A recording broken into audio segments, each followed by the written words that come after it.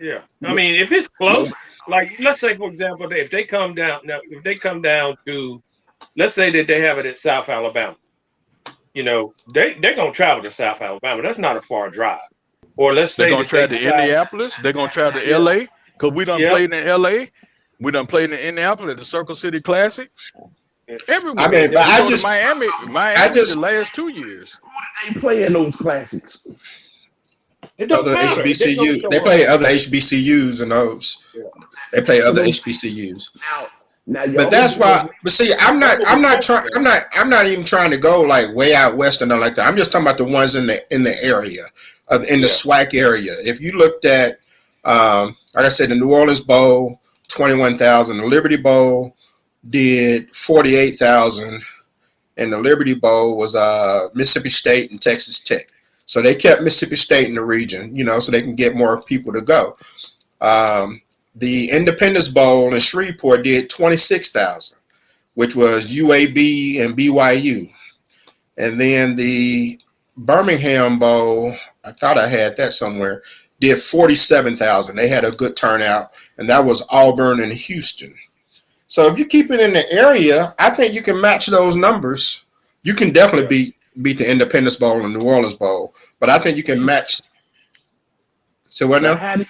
how do you jump in front of those schools that are already playing?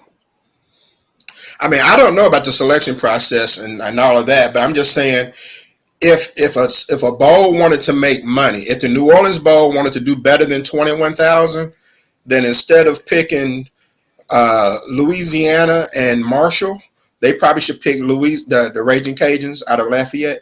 They should probably pick Louisiana and a Jackson State, or if Southern was good, Southern, and they would probably do a heck of a lot better than 21,000. Yeah. Okay, but what's the criteria for getting into a bowl game? Well, that right now there is none. The Division Two can't get into the bowl games. They would have to pass some. They would have to pass something in order for it to happen. But that's what he was suggesting. He was suggesting that something should be done that would allow them to be selected for bowl games. Because bowl games are. This is what I would suggest. If you go to the playoffs and beat FCS schools, and the winner of who comes out of there should be able to go to whatever bowl game that the committee decides that they go to. I don't know how long does the FCS playoffs run? You don't run in January. I'm not sure how long they run. So, and which I would be fine with seeing a Montana or Montana State or North Dakota or somebody in a bowl against someone in a Boise State Bowl or something like that. I don't have a problem with that, but they run until November 27th to January the 8th. So that's going to overlap. They won't be able to do that. Okay. So how long is their break then? How long was the break before what? Yeah. From their last game to when the playoffs start. In the FCS, the playoffs start November 27th. So I don't know if they get a break, to be honest with you. I'm not sure when some of these teams stop playing. The first round starts on the 27th, which is right after Thanksgiving. Do you know how many teams make the playoffs? Last year it looks like 8 teams. 8 teams and 4 games. So in 4 games, it takes more than a month to play those 4 games. And they like last year. I'm sorry, I'm looking at last year's schedule. Last year, the first round was November 27th.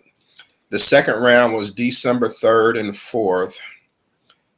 The quarterfinals were December 10th and 11th. The semifinals were the 17th and the 18th. What is this, double elimination? Then they skipped. Then they waited until January the 8th to have the championship game. So they waited till after the Christmas break and New Year's break. So they had like almost a month or 3 weeks after in between to do the championship game. Break should have been kind of long, but okay. So the earliest they probably could have done it would be like right around Christmas they can be done. And I'm not saying it's a bad idea, but however, I do think that if teams were able to pick based on, if you want to pick someone in your region, Division 1 or 2, I know bowls will be willing to do it, bowl committees, because they just want to make the money.